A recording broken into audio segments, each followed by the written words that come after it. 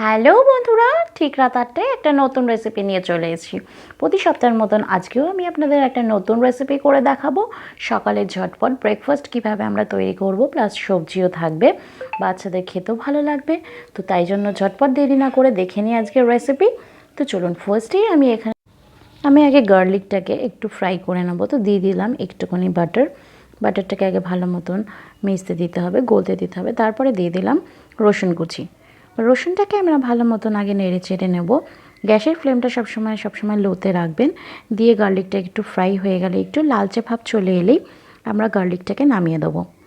তো দিয়েই আমাদের দেখুন স্টাফিংটা তৈরি করার জন্য কী কী প্রয়োজন। তো এখানে আমি দেখুন এই বোলের সাহায্যে বোলের মধ্যে দিয়ে দিলাম গাজর কুচি, ক্যাপসিকাম কুচি, পেঁয়াজ কুচি, যেটা আমি ফ্রাই করে রেখেছিলাম সেটা, গার্লিকটা, আর দিয়ে দিলাম লঙ্কা, আর দিয়ে দিলাম ধনেপাতা কুচি। তারপরে দিয়ে দিলাম মেয়োনেজ।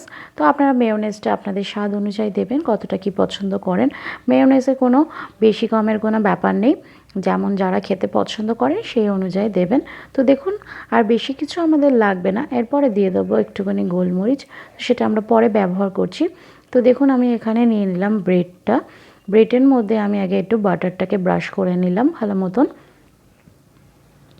তারপরে দিয়ে দিচ্ছি স্টাফিংটা ফিল করে দিয়ে দিন। বাচ্চারা এভাবে ভালোও লাগে, সবজিও খাওয়া হয়, সকালের ব্রেকফাস্টও একটু নতুন হয়। তারপরে দিয়ে দিলাম টমেটো সস। তারপরে দিয়ে দিলাম আমি এখানে কিউব চিজ ব্যবহার করেছি, আপনারা আপনাদের পছন্দ অনুযায়ী চিজ দিতে পারেন। আর চিজটা আপনারা যে একটু ভালোই খেতে ভালোবাসে সবাই, তাই জন্য একটু বেশি করে চিজ দিয়ে দেবেন। তারপরে দিয়ে দিলাম চিলি ফ্লেক্স, আর দিয়ে দিলাম গোলমরিচের গুঁড়ো, আর আন্দাজ মতন নুন। তারপরে আবারও আরেকটা ব্রেডে ভালো মতন বাটারটাকে ব্রাশ করে নিয়ে তারপর ফ্রাইং প্যানেও আমরা বাটারটা ব্রাশ করে নেওয়ার পরে দিয়ে দিলাম আমি স্যান্ডউইচটা। দিয়ে এবার ওপর পিঠটাকেও আমি বাটার লাগিয়ে নিলাম। দিয়ে বেশি নাড়াচাড়া করবেন না, বেশি চাপবেনও না, এভাবে সেট করে দিয়ে হালকাভাবে চেপে দেবেন। দিয়ে একটু ধরে ওপাশটাকেও হতে দেবেন। দিয়ে দুপাশটাই ফ্রাই হয়ে গেলে আমাদের খুবই ঝটপট একটা ব্রেকফাস্ট তৈরি হয়ে যাবে। তো দেখুন, তো জাস্ট এইটুকুনি সময়ের মধ্যে, খুব কম সময়ের মধ্যে আমাদের আজকে তৈরি হয়ে গেল স্যান্ডউইচ। এদিকে সবজিতে ভরপুর, চিজ মেয়োনেজে ভরপুর। আপনাদের বাচ্চা বড় প্রত্যেকেরই খেতে ভালো লাগবে। আপনারা এটা মেয়োনেজের সাথেও সার্ভ করতে পারেন, টমেটো সসের সাথেও খেতে পারেন।